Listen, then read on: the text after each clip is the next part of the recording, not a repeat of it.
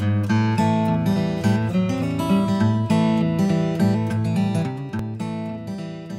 there, it's Lauren from the Bikini Experiment. I have a brand new workout for you today. You're either going to need a pair of sliders on a rug or a pair of small towels on a hardwood floor.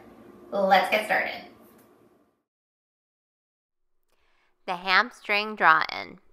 Tuck your tailbone under you and draw your pelvic floor muscles up so that the low back is pressed to the floor.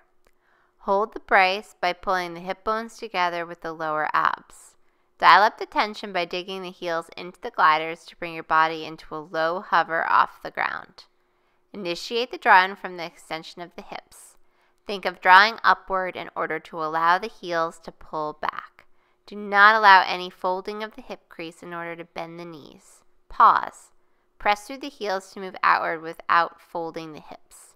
The goal is to hold the tension and not allow the torso to completely drop to the ground between reps.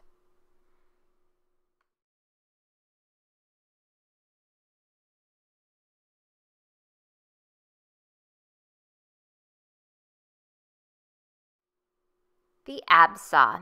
Place the ball of your foot into the front third of the glider. Set your forearms on the floor and engage the armpits to rotate the elbows inward.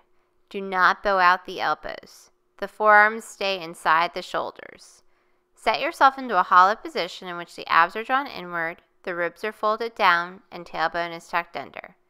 The abs force the lower back upward to create a slight rounding to the upper body. Push from the elbows backward while holding tension at the armpits. Come to a stop before pulling the body forward through the armpits as you dig the balls of the feet down and in. Saw your body back and forth while maintaining the hollow position. You are to stay stiff as a board. Start small and work slowly to increase the range of movement.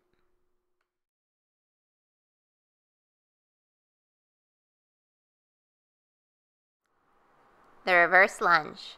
Stack your spine by tucking the tailbone under, folding the ribs down, and raising the collarbone up. Load your body weight onto the standing or non-glider leg. Move vertically down through the standing leg hip socket. The shin of the front leg is to remain vertical with the knee on top of the ankle. The knee and the ankle are frozen in place with you moving around them as a solid post. The back leg will smoothly slide back as you bend the knee. The back thigh is lined up with the hip and slightly turned inward. This is to orient the knee to face the ground. As you descend into the lunge, your weight will drop into the heel of the front leg. But be sure to press down through the base of your big toe as you center over the heel. Open the front thigh at the hip socket to create a single straight line from the hip to the knee. Do not allow the front knee to cave inward or the back socket to flare outward. The torso is to remain completely upright with the shoulders stacked over the hips. Do not allow the torso to fold over. Pause with the knee hovering just above the ground. Keep back in the glute as you press through the heel and base of the big toe to stand. Do not allow the front knee to slide forward as you initiate the drive upward.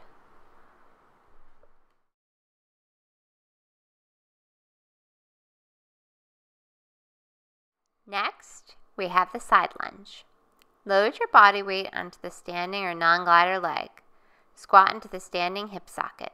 The knee of the front leg is to remain behind the toes. Slide the foot that is on the glider to the side and slightly forward. Draw the abs inward on the drop.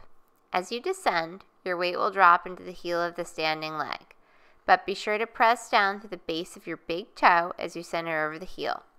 Open the thigh from the hip socket, just like a squat, in order to create a single straight line from the hip to the knee. The side leg will smoothly slide out as you unload weight from that foot. The foot points and the leg moves slightly in front of the body. Do not allow the standing side knee to cave inward or the back knee to flare up. Pause at depth and stay back in the glute as you press through the heel and base of the big toe to stand. Do not allow the standing side knee to slide forward as you initiate the drive upward.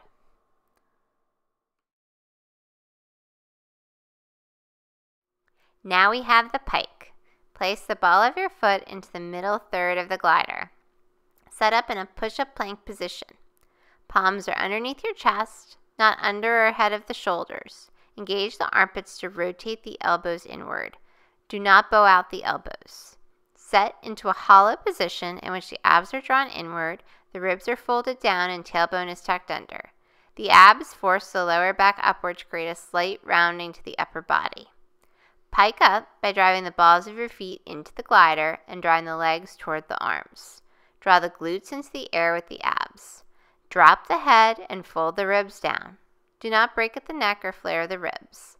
Keep your arms firmly locked into the armpits. Pause at the top. Lower back to the push-up plank. Do not overextend the position or push backward. Your torso is connected and the spine is braced in neutral as you move up and down in motion.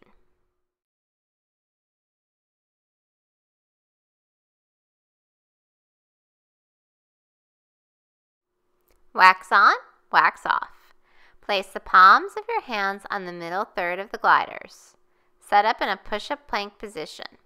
Palms are underneath your chest, not under or ahead of the shoulders. Engage the armpits to rotate the elbows inward. Do not bow out the elbows. Set into a hollow position in which the abs are drawn inward, the ribs are folded down, and tailbone is tucked under. The abs force the lower back upward to create a slight rounding to the upper body. Move the gliders in circular motions, like the Karate Kid. Wipe the wax on with right hand. Wipe the wax off with the left. Create the movement from the lat muscles under the armpits.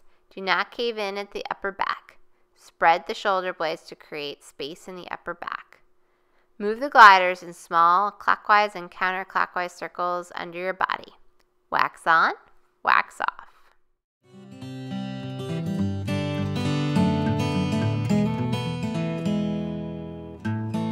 Thank you so much for joining me today. I hope you enjoyed the workout. This is a really fun routine that works your entire body with a little extra focus on working your core and your abs. If you like this video, please be sure to subscribe for future updates. And if you have any questions, leave them in the comments section below and I'll be sure to get back to you. I'll see you soon with another workout.